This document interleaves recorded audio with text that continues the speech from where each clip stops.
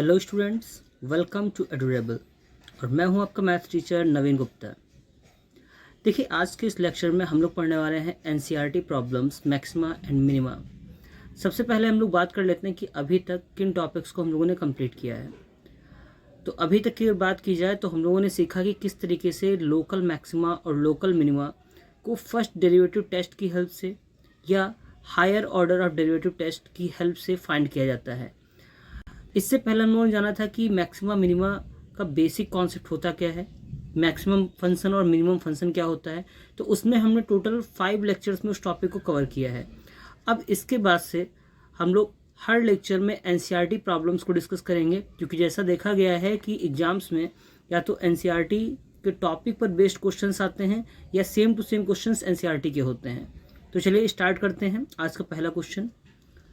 First question is find local maximum and local minimum values of the function f given by fx is equal to 3x to the power 4 plus 4x cube minus 12x square plus 12। यानी कि इसकी maximum और minimum value find करनी है।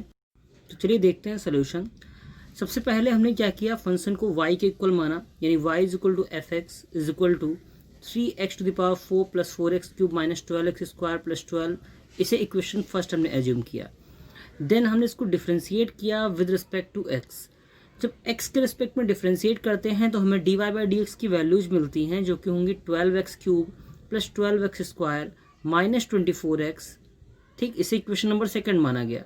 अब देखिए आगे जब बढ़ते हैं हम लोग हैं तो फॉर मैक्सिमा और मिनिमा के लिए जो कंडीशन होती है कि dy बाई डी एक्स या फंक्शन का डिफ्रेंशिएशन जो है उसको इक्वल टू 0 करते हैं, और इसकी हेल्प से हम लोकल मैक्सिमम और लोकल मिनिमम पॉइंट्स की वैल्यू फाइंड करते हैं कि किन पॉइंट्स पर लोकल मैक्सिमम या लोकल मिनिमम एग्जिस्ट करता है।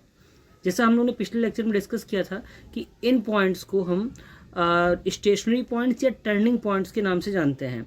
तो जब हमने इस वैल्यू को यानी 12x cube plus 12x square plus और माइनस 24x को इक्वल टू 0 रखा, तो उस केस में पूरी इक्वेशन से हम देखते हैं कि 12x को कॉमन किया जा सकता है। Now we get x square plus x minus 2 is equal to 0।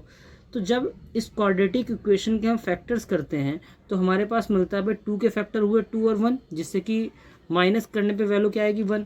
तो इसीलिए मैं लिखा x square plus 2x minus x minus 2 equals to 0।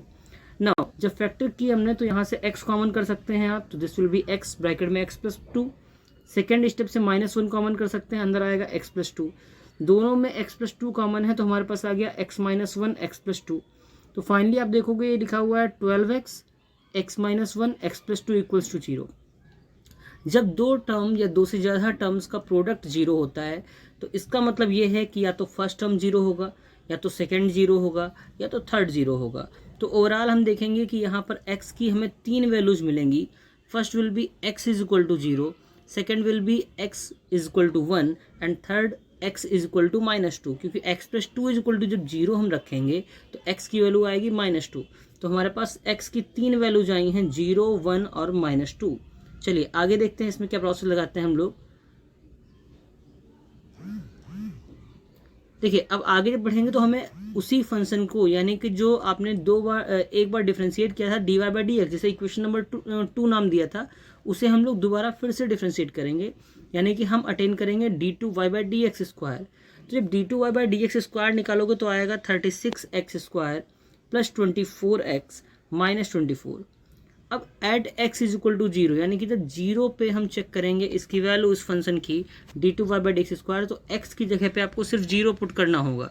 तो उससे जो हमें वैल्यू मिलेगी वो माइनस का 24, यानी कि नेगेटिव वैल्यू आएगी। तो हम कह सकते हैं कि मैक्सिमा होगा at x is equal to 0। Further जब x इज इक्वल टू 1 पे हम आएंगे तो d2y by d x square at x is equal to 1, this will be 36 1 का स्क्वायर प्लस 24 1 माइनस 24 36, उसके बाद में प्लस 24 माइनस 24, तो 24 से 24 तो कैंसिल आउट हो गया।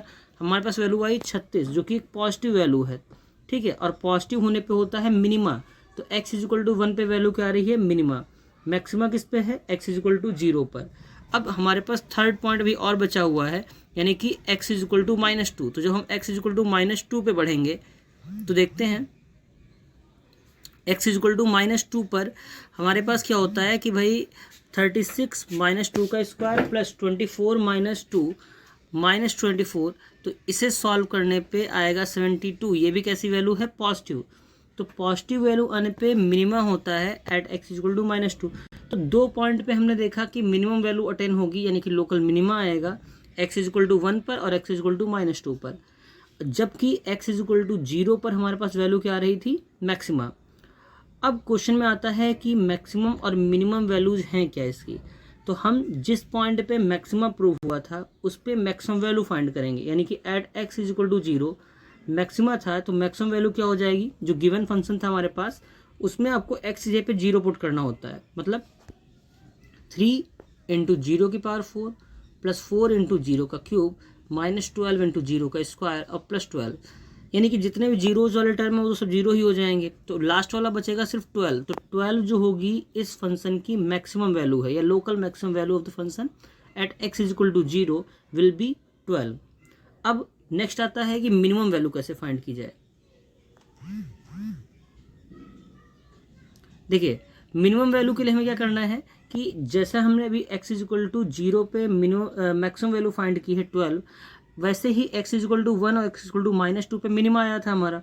तो जब हम x इक्वल टू 1 की बात करेंगे तो उस केस में y इक्वल टू हम f1 पुट करेंगे, 3 1 की पावर 4 प्लस 4 1 का क्यूब माइनस 12 1 का स्क्वायर प्लस 12। सॉल्व करने पे देखेंगे आप 12 से 12 कैंसिल हो रहा है, आंसर इज 7। तो 7 मिनिमम वैल्यू है फंक्शन की एट x इक्वल टू 1 पर। फिर सेकेंड चीज़ हम देखेंगे -2 पे वैल्यू क्या आती है, तो हमने f-2 पे चेक किया तो ये आया 3 -2 की पावर 4 प्लस 4 -2 का क्यूब प्लस माइनस 12 -2 का स्क्वायर प्लस 12। सॉल्व करने पे पूरी जो वैल्यू आएगी वो -20 आएगी।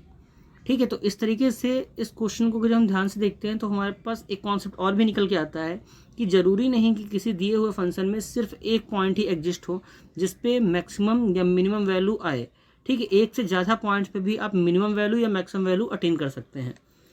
तो आई होप आपको क्वेश्चन अच्छे से क्लियर हो गया होगा। अभी तक जिन लोगों ने हमारे चैनल को सब्सक्राइब नहीं किया है वो सब्सक्राइब लिंक जरूर क्लिक करें, साथ ही साथ वीडियो को लाइक करना ना भूलें। बढ़ते हैं अगले क्वेश्चन की तरफ। देखिए, सेकेंड क्वेश्चन में यहाँ पे लिया है that is find all the points of local maxima and local minima of the function F given by. तो यहाँ पे फंक्शन जो है वो है 2x³ minus 6x square plus 6x plus 5। देखा जाए तो ये क्वेश्चन भी पिछले क्वेश्चन जैसा ही है, बट जब हम इसको सॉल्व करते हैं तो थोड़ा सा कॉन्सेप्ट इसका अलग हो जाता है। क्यों, वो हम लोग देखेंगे इस क्वेश्चन में। तो y इक्वल टू fx हमारे पास दिया गया है। ठीक है, हमने क्या किया, इसको डिफ्रेंशिएट किया तो वैल्यू आई बाई 2x³ का difference 6x square minus 6x square का माइनस 12x हो जाएगा और प्लस 6x का 6 आएगा और कांस्टेंट टर्म का डिफरेंशिएशन 0 होता है। तो इसे हमने dy बाई dx को इक्वेशन नंबर सेकेंड नाम दिया। नाउ फॉर मैक्सिमा और मिनिमा हम क्या करते हैं कि dy बाई dx होता है उसको इक्वल टू 0 पुट करते हैं, यानी 6x square minus 12x plus 6 is equal to 0 रखेंगे। जब पूरी इक्वेशन से हम 6 कॉमन कर लेते हैं तो बचता है x square minus 2x plus 1। जैसे आप देखेंगे कि ये लिखा हुआ है x का square minus 2 into 1 into x और प्लस 1 का स्क्वायर, यानी a square minus 2ab plus b square का फार्मूला है ये, यानी जो होता है a माइनस बी का होल स्क्वायर बन रहा है ये।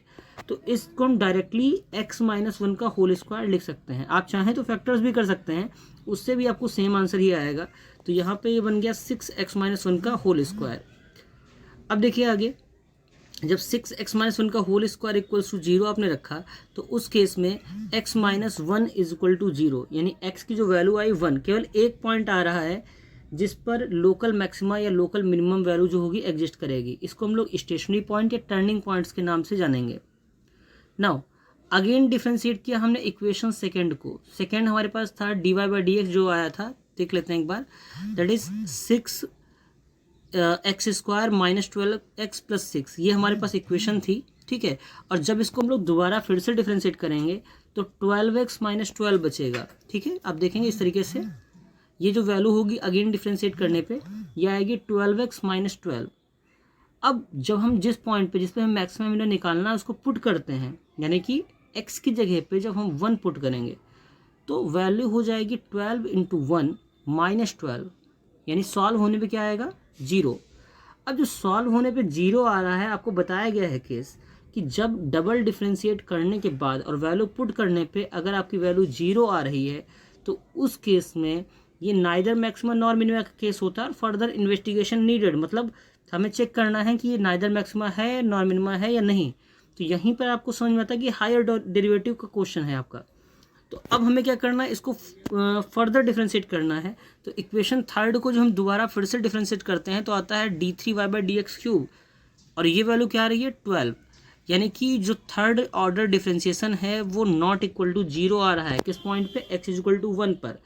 और जैसा हमने बताया था कॉन्सेप्ट में कि जब f'(x) या d3y/dx³ at x is equal to a या x इज इक्वल टू 1 जिस पॉइंट पे आप चेक कर रहे हैं वो वैल्यू नॉट इक्वल टू 0 आती है, तो उस केस में दिया गया फंक्शन नाइदर मैक्सिमा होता है नॉर मिनिमा होता है एट द गिवन पॉइंट। तो इस तरीके से थोड़ा सा डिफरेंट क्वेश्चन है ये पिछले क्वेश्चन के अकॉर्डिंग। तो आपको आई थिंक पूरा क्वेश्चन क्लियर हो गया होगा अच्छे से। अगर कोई डाउट होता है तो आप कमेंट सेक्शन में उसको पूछ सकते हैं। Thanks for watching, thanks for being here.